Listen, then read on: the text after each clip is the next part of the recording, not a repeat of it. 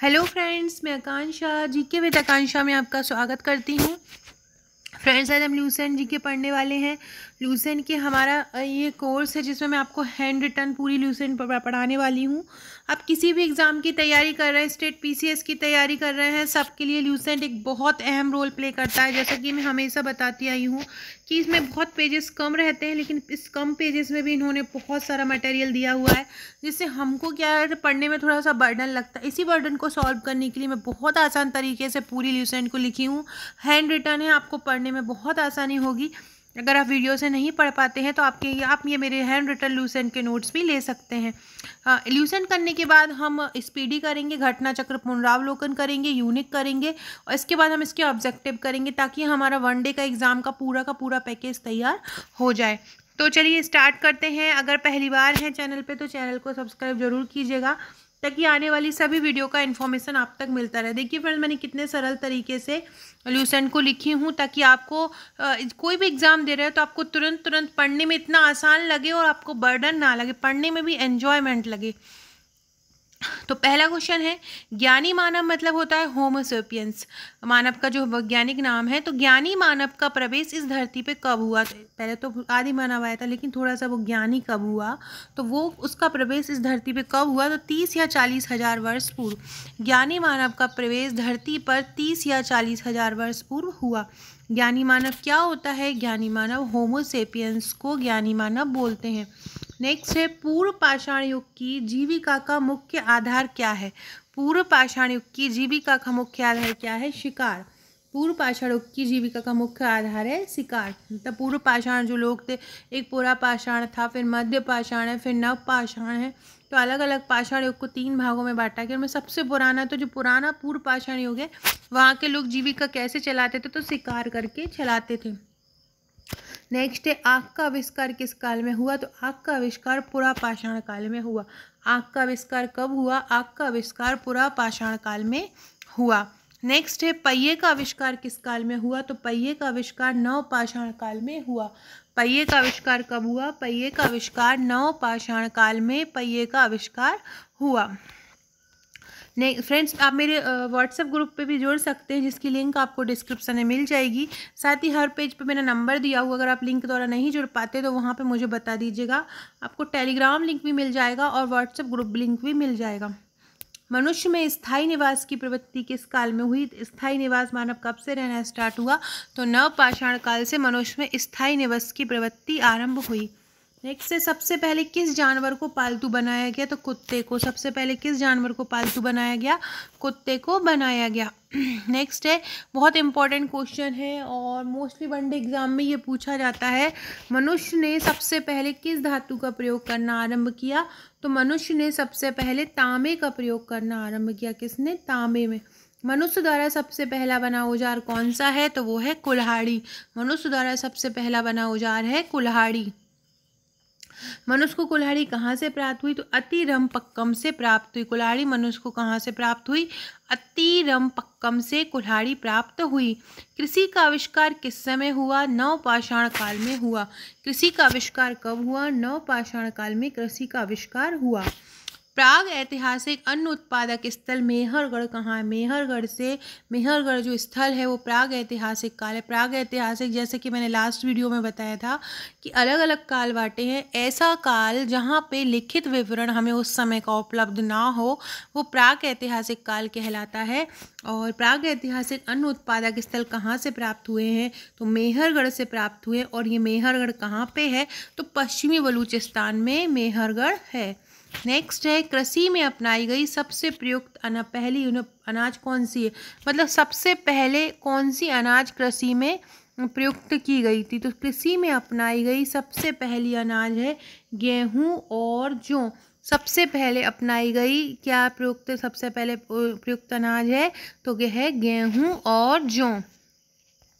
Next question देखते हैं friends. देखिए, आप किसी भी वनडे एग्जाम की तैयारी कर रहे हैं तो सबसे पहले आपको पहले तो आप बोलते हैं एनसीईआरटी पढ़िए, लेकिन आपको जब एग्ज़ाम है और रिवीजन करना है तो आपको लूसेंट पढ़ना है, एक सबसे पहली बात, लूसेंट आपका 70-60% कवर करा देता है। घटना चक्र पुनरावलोकन पढ़ना है, स्पीडी पढ़ना है और यूनिक पढ़ना है। ये आपका वनडे एग्जाम में अगर आप इन सबको पढ़ लेते हैं तो आपकी बेस्ट तैयारी हो जाती है। और अगर जितनी ज़्यादा से ज़्यादा प्रैक्टिस लगाएंगे तो आपकी बेहतर तैयारी हो जाएगी। फ्रेंड्स, मैं करीब 25 से 30 हज़ार MCQ का एक सेट लाने वाली हूँ। उसमें आपको प्रैक्टिस सेट टाइप का मिलेगा आपको, जिसमें आप प्रैक्टिस लगा पाएंगे और आपकी तैयारी को आप जज कर पाएंगे कि आपकी तैयारी कैसी है। मानव द्वारा सबसे पहले प्रयुक्त अनाज कौन सा है? तो मानव द्वारा सबसे पहले प्रयुक्त अनाज है चावल। मानव द्वारा सबसे प्रयुक्त अनाज कौन सा है? आप प्रयुक्त अनाज पूछ रहे हैं, फसल तो अपन ने गेहूँ लिख दीजिए और अनाज पूछेंगे तो चावल लिखेंगे। कृषि का प्रथम उदाहरण कहाँ से मिलता है? तो मेहरगढ़ से मिलता है। मेहरगढ़ कहाँ है? पश्चिमी बलूचिस्तान में। कोल्डी हवा का संबंध किस सभासल से है? तो कोल्डी हवा का संबंध चावल से है। कोल्डी हवा का संबंध किससे है? चावल से। प्रथम भारतीय पुरापाषाण कलाकृति की खोज कहाँ हुई? पल्लावरम में। प्रथम भारतीय पुरापाषाण कलाकृति की खोज हुई है पल्लावरम में। भारत में पूर्व प्रस्तर युग के अधिकांश औजार किसके बने थे? तो भारत में पूर्व प्रस्तर युग के जो अधिकांश औजार बने थे वो स्फटिक या पत्थर के बने हुए थे। भारत में पूर्व प्रस्तर युग के अधिकांश औजार स्फटिक या पत्थर के बने हुए थे। भारत में पुरापाषाणकालीन औजारों की खोज किसने की थी? रॉबर्ट ब्रूसफुट ने की थी। भारत में पुरापाषाणकालीन औजारों की खोज किसने की थी? तो रॉबर्ट ब्रूसफुट ने की थी। और ये पुरापाषाणकालीन जो औजारों की खोज जो इन्होंने की थी वो किस सन में की थी? तो 1863 में की थी। तो भारत में पुरापाषाणकालीन औजारों की खोज रॉबर्ट ब्रूसफुट ने 1863 ईस्वी में की। नेक्स्ट है, भारत का सबसे प्राचीन नगर कौन सा है? तो वो है मोहनजोदड़ो। मोहनजोदड़ो सबसे प्राचीन नगर है। आपने छोटे से ही पढ़ रहे होंगे 6th क्लास से इस मोहनजोदड़ो को नाम को। एक बहुत बड़ा स्नानागार था ये और सबसे व्यवस्थित जगह थी जो हड़प्पा सभ्यता की। और ये जो मोहनजोदड़ो को सिंधी भाषा में अर्थ क्या होता है? मृतकों का टीका नहीं है, सॉरी, टीला है। मृतकों का टीला। मोहनजोदड़ो का अर्थ होता है मृतकों का टीला। और मोहनजोदड़ो का जो अर्थ होता है इसमें किस भाषा में अर्थ है? तो ये सिंधी भाषा में अर्थ है। भारत में एकमात्र मानवाप कवि मतलब मानव जैसा कवि भारत में एकमात्र कौन सा है? तो असम में पाए जाने वाला श्वेतभू गिब्बन एकमात्र मानवाप कवि है। कौन? असम में पाया जाने वाला श्वेतभू गिब्बन। नेक्स्ट है, ताम्रपाषाण युग की बड़ी बस्ती कौन सी थी? ताम्रपाषाण युग की सबसे बड़ी बस्ती थी इनाम गांव। कौन सी थी? इनाम गांव सबसे बड़ी बस्ती थी। जो इनाम गांव था उसका संबंध किस संस्कृति से था?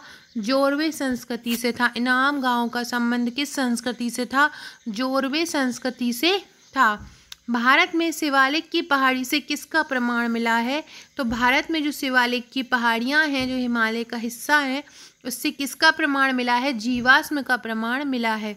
नेक्स्ट है, मनुष्य संबंधी पहला प्रमाण कहाँ से मिला है? नर्मदा घाटी से मिला है। आदमगढ़ जो होशंगाबाद वहाँ पे भी मानव के बहुत पुरातात्विक स्थल प्राप्त हुए हैं। तो मनुष्य संबंधी पहला प्रमाण कहाँ मिला है? नर्मदा नदी घाटी पे मिला है। तो फ्रेंड्स, ये थे हमारे आज के 180 क्वेश्चन। ऐसे ही और क्वेश्चंस के लिए आप मुझे फॉलो करते रहिएगा। ये मेरा MPPSC प्रीलिम्स का पैकेज है। इसमें आपको लूसेंट के 10,000 फैक्ट मिलेंगे, 20,000 मिलेंगे, सॉरी 10,000 में तो कम हो जाएगा, 20,000 प्लस मिलेगा। मध्य प्रदेश 5,000 वन लाइनर, घटना चक्र पुनरावलोकन, करंट और खेलकूद। इसी प्रकार ये वस्तुनिष्ठ प्रश्नों का प्रैक्टिस सेट रहेगा। अगर आप MP से बाहर के हैं इसमें आपको पूरा सामान्य अध्ययन ये सभी चीज़ें मिलेंगी और करीब 20,000 प्लस आपको MCQ मिलेगा। MCQ से यह होगा कि आप अगर एग्ज़ाम की तैयारी कर रहे हैं तो आपको एक प्रैक्टिस सेट टाइप का हो जाएगा और आप प्रैक्टिस कर पाएंगे। ये जल्दी ही मैं लॉन्च करने वाली हूँ और आपको बता दूँगी, तो आप अपनी बुकिंग कर दीजिएगा क्योंकि आपको पता है मैं पहले बुकिंग कराती हूँ, बुकिंग अमाउंट मेरा कम ही रहता है, आफ्टर दैट मेरा अमाउंट बढ़ जाता है। तो आप बुक करा सकते हैं इसको। और अगर आप मेंस की तैयारी कर रहे हैं, आप MPPSC मेंस की तैयारी कर रहे हैं तो मेरे आप हैंड रिटन नोट्स ले सकते हैं। सभी विषयों का फर्स्ट पेपर टू पेपर 6 तक का पैकेज तैयार है जो आपकी तैयारी में बहुत आपको फ़ायदेमंद देगा।